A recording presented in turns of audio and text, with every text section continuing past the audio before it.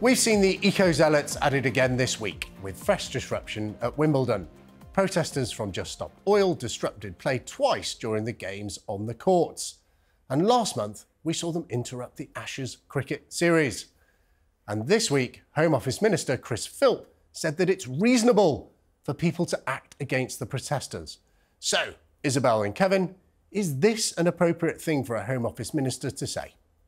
Well, I think he's encapsulating the despair of a nation, you know, and I think people are ready to take the law into their own hands on this. I'm certainly not going to sit here and endorse anybody hurting anybody, but people are absolutely sick, fed up. I haven't tried a rugby game yet. Look, people are fed up of it. And what do you think? Look, I smiled when Bairstow carried off the protester. Yeah, everyone cheered. What Phil risks is broken bones and teeth if members of the public frustrated. Well, I think we're seeing a bit of that on the streets, though, Kevin. Yeah. If you look at the pictures on sort of social media, people are already taking the law into their own hands. What you need is a faster police response. That's what you need, rather than people taking the law. A more severe police response. Well, we'll just intervene. If somebody's blocking the road and breaking the law, then yes, the police disrupting the highway. Yeah, disrupting the highway. That's what you need. Leave it far too long before dragging these people off. That is the reality. Now they've got more power now, don't they, to prevent those very, very disruptive protests. But I think that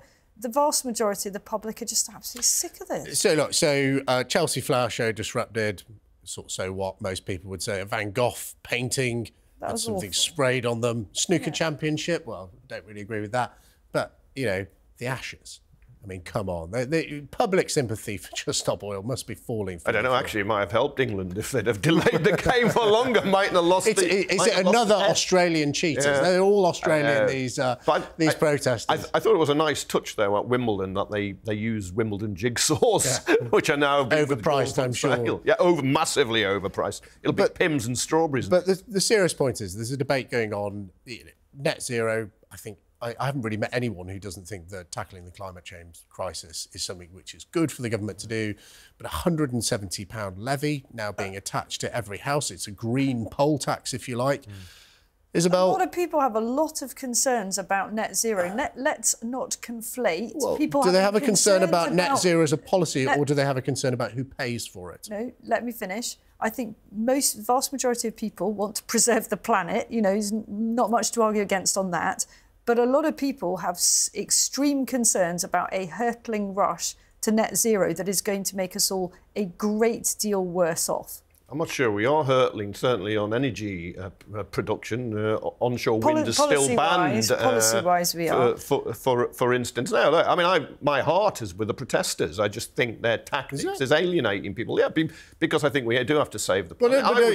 You'd have to be a Just Stop Oil protester, because Keir Starmer is going to ban all oil and gas exploration after the general election. He's not banning oil and gas. It's just British oil and gas. But you know, the protest at his own speech, New Green Deal Rising, those people showed he isn't in the pockets of eco-warriors, as your party chair and others claim. He's not, because but he has taken a significant donation from someone who also backs Just Stop Oil. Yeah, but that doesn't mean you're in their Dale pockets. Vince, are we talking about here? Who is an energy tycoon with a very successful company selling energy to people. Yeah, who talks an awful lot of absolute garbage, I'm afraid. You know, look, people are fed. Hold back. He's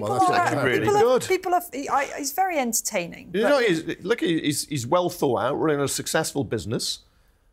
Doesn't mean the whole nation has to sign up to the Just Stop Oil. You're attacking success. I'll tell you what I'm attacking. I'm attacking people being made to be greatly poorer as a result of making us very uncompetitive and importing a load of energy that we could be making ourselves. Look, just to focus back on Chris Philp, the policing minister, are we going to have the sort of the Philp defence, where someone goes to court, they battered a Just Stop Oil protester sort of, through frustration, and they say, well, you know, the policing minister told me it was OK. Can you see is the Philp defence going to work? It won't wash, will it? I mean, I don't think that most people who take action into their own hands in this case are actually being violently aggressive. They're just trying to remove a problem. We're trying to get to school. I think Chris Philp should be relieved that hardly anyone's heard of him and doesn't know who he is. So that won't happen.